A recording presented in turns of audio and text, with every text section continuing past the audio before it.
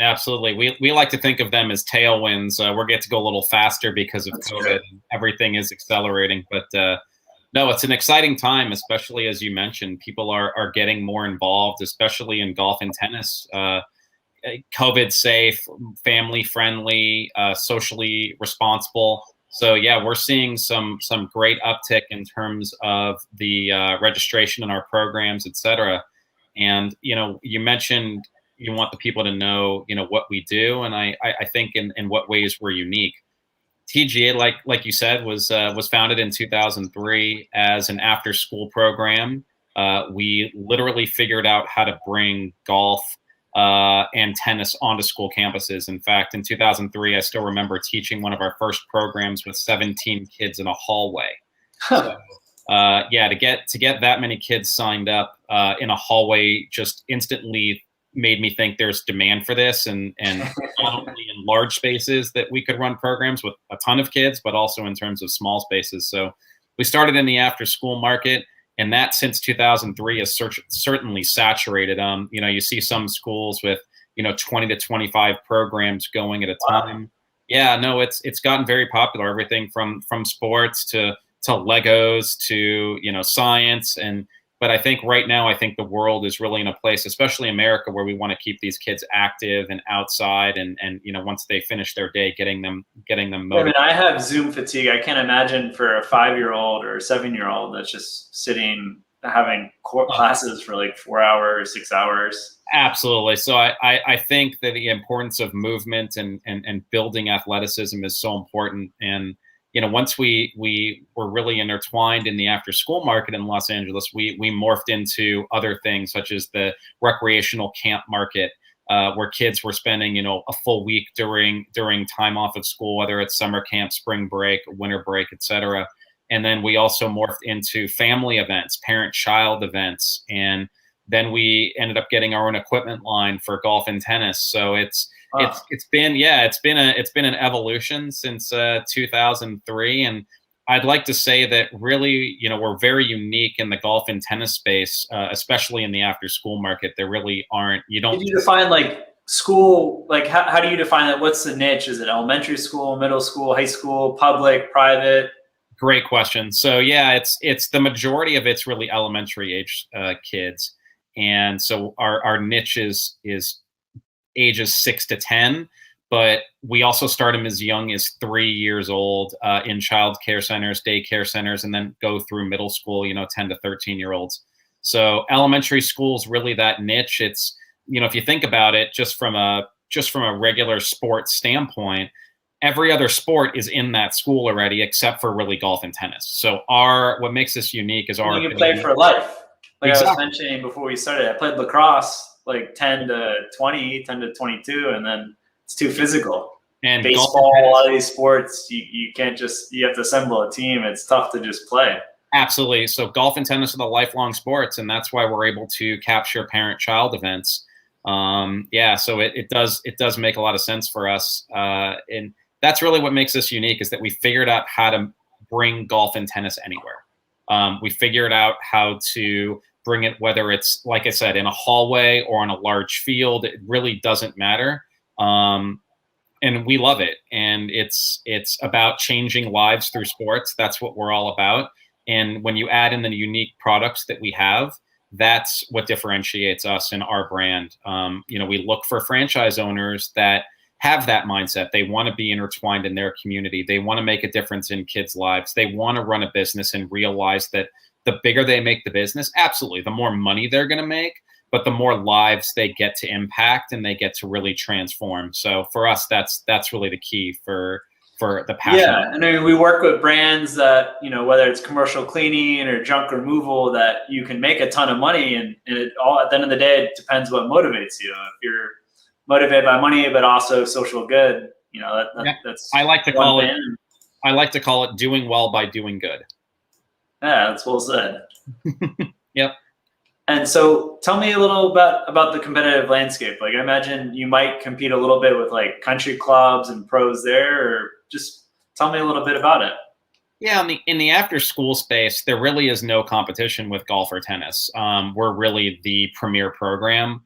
But when it comes to the camp market, there is a competitive landscape there for sure, between the pros and the country clubs and the different companies out there that are running camps. But really what makes us special and makes the business special is we have a built-in database. We have that built-in feeder system because 70% of our participants have never played our sports before.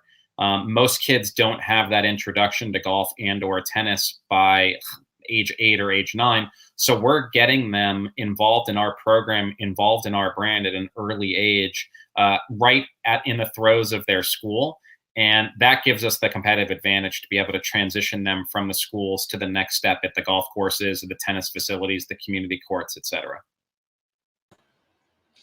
Makes sense. So you're not really competing directly. I guess imagine a lot of the tennis clubs and country clubs view you as more complementary and building their base. In a lot of ways, yes. I think that in some cases, certainly the camps can be competitive, but they also view us advantageous to work with because eventually they're going to not necessarily age out of our programs, but the aptitude. Once they hit a certain aptitude, they do tend to lean more towards professional instruction. And, when I started TGA, I wanted to make sure that we weren't a jack of all trades and a master of none. We really concentrate on the bottom of the pyramid. And if you look at that player pathway for youth sports, you have that very bottom is the introductory, how you get these kids into sports, how you build their passion. And then they go to recreational programs like some camps and clinics and parent-child events, not the competitive form.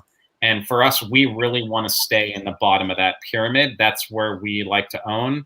And that gives us a lot of opportunity to elongate not only how long these kids stay in our programs, but also increase the average revenue per customer, number of events these kids sign up with. So usually the first brand that these parents are introduced to in a specific sport, they tend to stay with. So we feel very fortunate about that.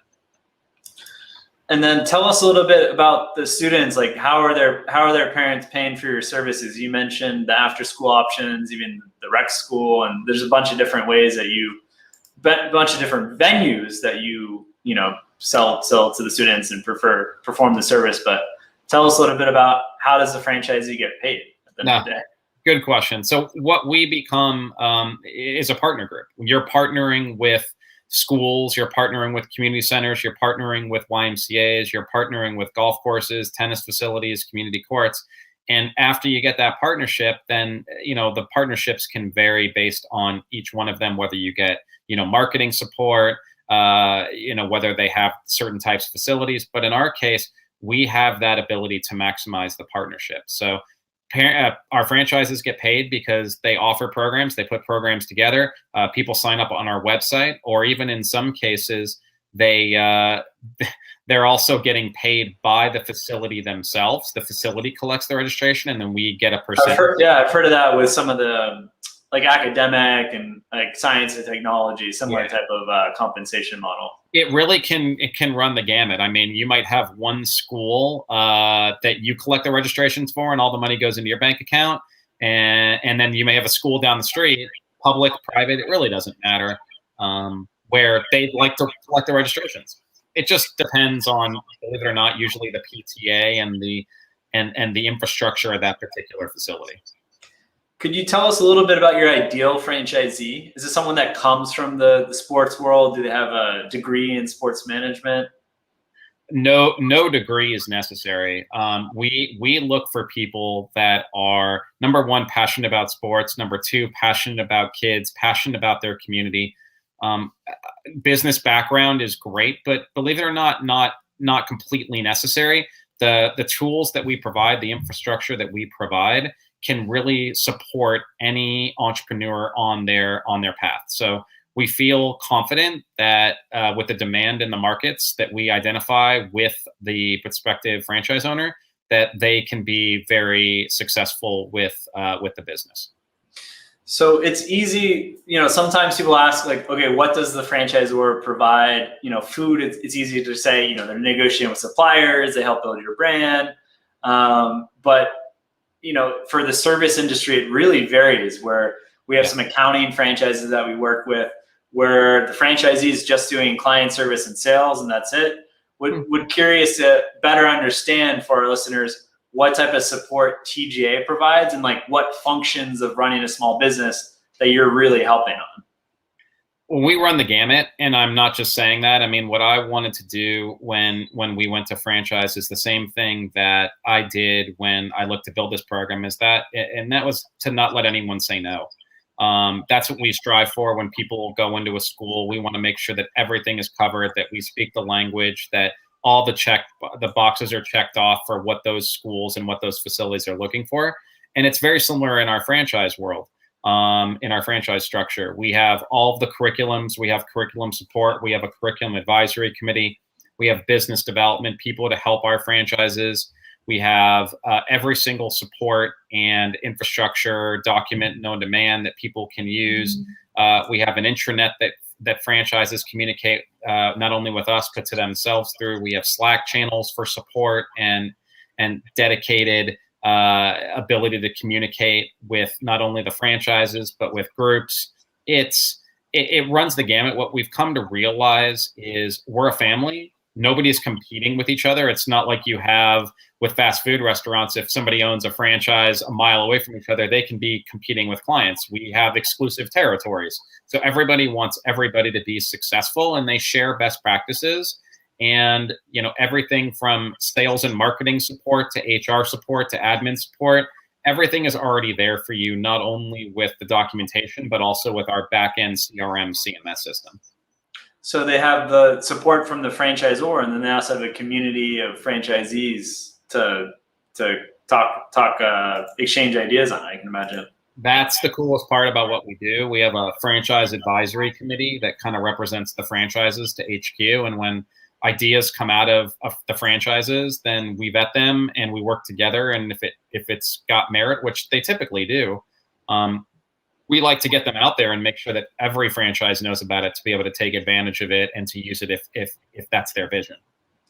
And I'm sure they're the ones that are in front of, hundreds of thousands of students. So the intelligence that can come back up to you and your team on the franchisor level must be incredible. How many students you guys are in front of throughout this community of 100 plus franchisees? It's an endeavor. I think one of the benefits to the system is it's really a built-in marketing structure. And what I mean by that is it's a captive audience. So when you're at a school running an after-school program or a community center, you have the ability to market directly to those kids, because it's not as if a kid from school A can attend an after-school program at school B. So there's a built-in marketing platform, and it's great to see all the different ways that our franchises take advantage of communicating the special programs that we offer.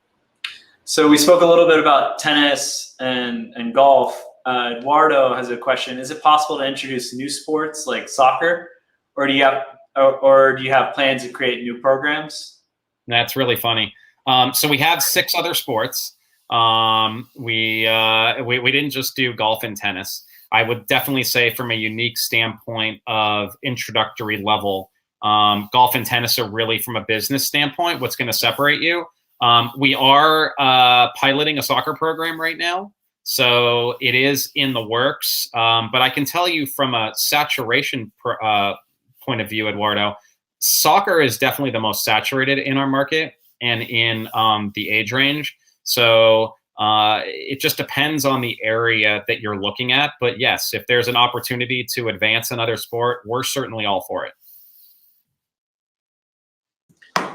And then these franchisees, are they mostly working full-time in the business? What's generally the commitment? Yeah, I would say a significant portion are working full-time.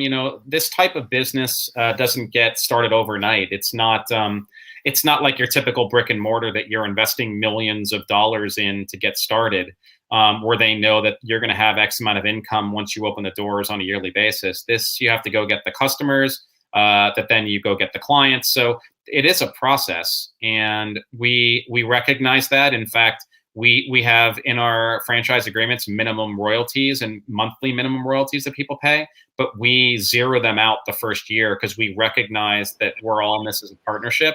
and we want the franchises to be able to have plenty of time to succeed and keep their cash flow up. Okay. Could you tell us a little bit about general range to get started, including working capital to open up a TGA Premier Sports? Yeah, so we like to be unique with golf and tennis, and we also like to be unique with our franchise fees. So we're one of the few franchisors that actually has a variable system. It's not just we're not rigid here. I like to say that the way we run our business is we're going to build the house for you. We're going to put the walls up, but we want you to decorate it, and we want you to put your touch on it. And that's kind of the same thing that we do. You know, other franchise systems, they tell you where you're going to be, how much you're going to pay, et cetera. And that's not us.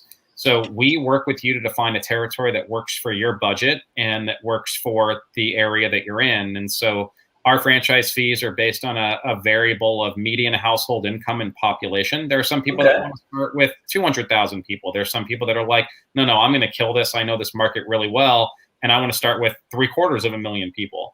So that's how much our franchise fees vary. They can vary anywhere from $10,000 all the way up to $40,000, even some cases a little bit more, but the minimum is 10.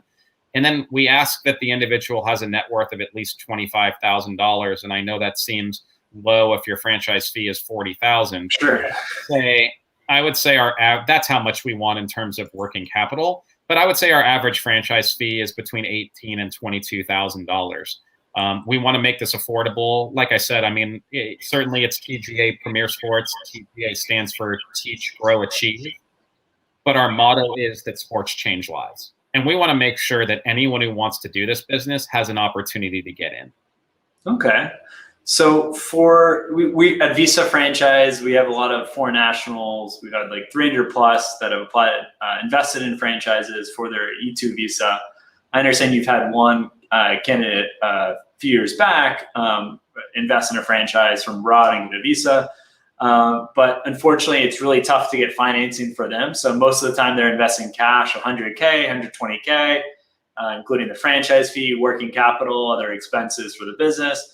But we also at Vetted Biz work with a lot of Americans that don't necessarily have 100K sitting in a bank account. What are some of the ways that they could finance a TGA Premier Sports franchise? So we actually provide financing. So we ask that they pay the first $10,000, and then we provide financing over the next, I believe it's 15 months, equal payments.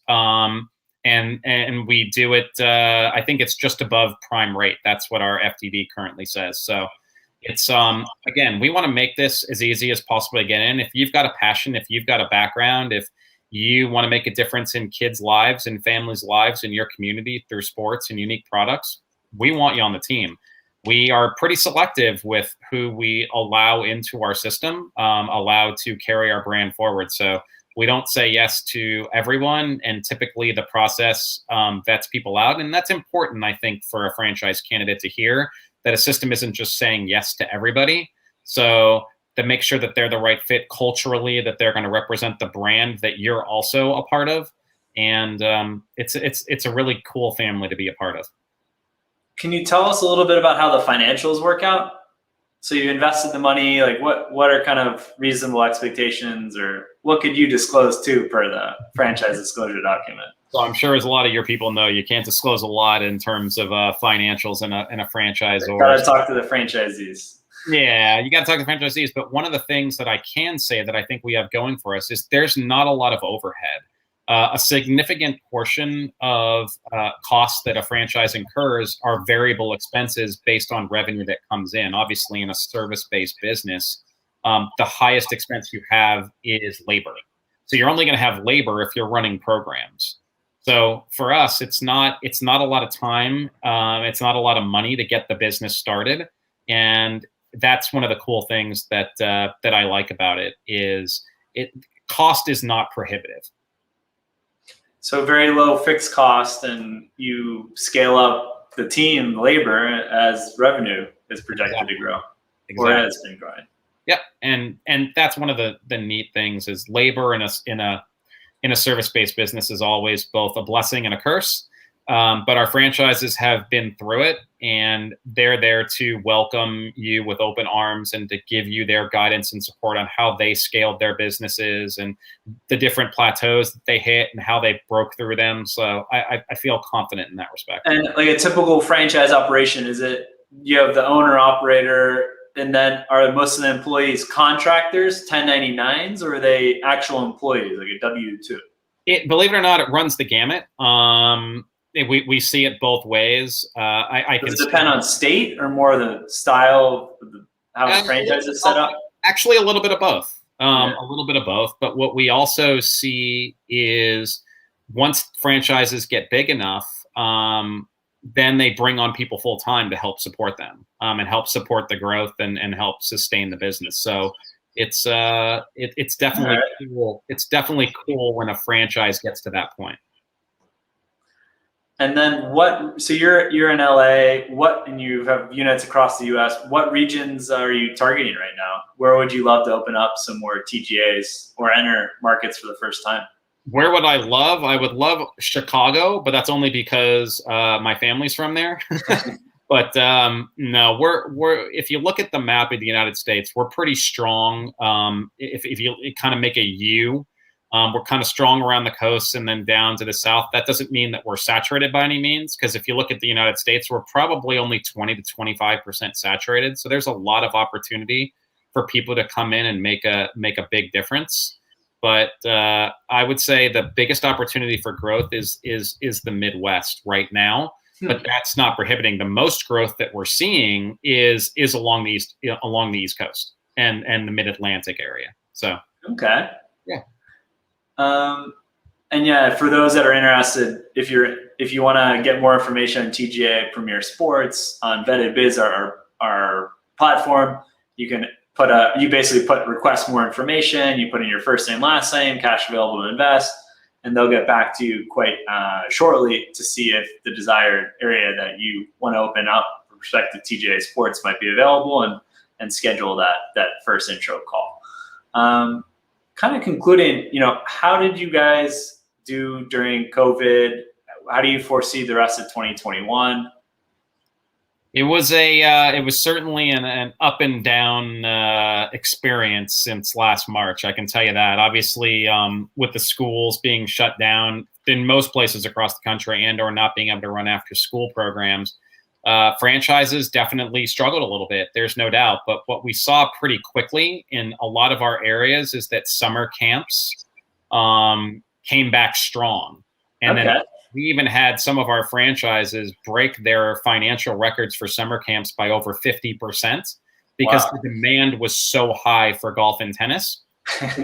So we pivoted this year. Obviously, after school programs are still very sparse, but for summer camps, of every summer camp that we have listed so far, 90% of them are sold out. Our franchises raised their prices by 25%. And we're seeing a 40% uptick in average number of registrations per camp. So it's a very interesting time, and we're really excited about that. In addition to opening up a membership option, an annual membership that customers are opting into. So that's just another way for our franchises to generate revenue and create value proposition for our brand and our programs. So it's a really exciting time for us right now. And then could you just enlighten me and those that are on, how do you see the next, coming decades, 21st century, in terms of sports education and the field that you're in? Can't predict the next decades. I can tell you that over the next 3 to 5 years, if you're on the fence and getting into a youth sports business, golf and tennis is going to be where it's at. And I'm not just saying that from where I'm sitting. I sit on boards in the sports world and in the golf world and the tennis world. It's golf and tennis are so well positioned right now because of the uptick in play and in exposure during the pandemic. Those were the few sports that people were actually gravitating towards and that grew. So that's going to trickle down to the kids, and we are well positioned to be the #1 introductory and recreational program. So I'm feeling really bullish on us the next 3 to 5 years. And I feel like there'll be a plateau certainly, as there always is. I mean, it's like when Tiger came on the scene in golf, and then when you had your big three, when Nadal, Federer, and Djokovic, and now that's starting to wind down a little bit. But the pandemic has, COVID certainly helped the golf and the tennis industry significantly. So I feel that anyone who's interested in putting money into this and who wants and has a passion for it, I think your money will be well positioned. Well said, Joshua. So for those that are joined late, this is all recorded. You can check it out on the YouTube channel of Vetted Biz or Visa Franchise. I mentioned you're interested in having a first call. It's a two-way interview with TGA Premier Sports. You can fill out the form on the TGA Premier Sports profile on Vetted Biz. Joshua, I wanted to thank you again for joining and really appreciate it. Thank you. Be good, Patrick.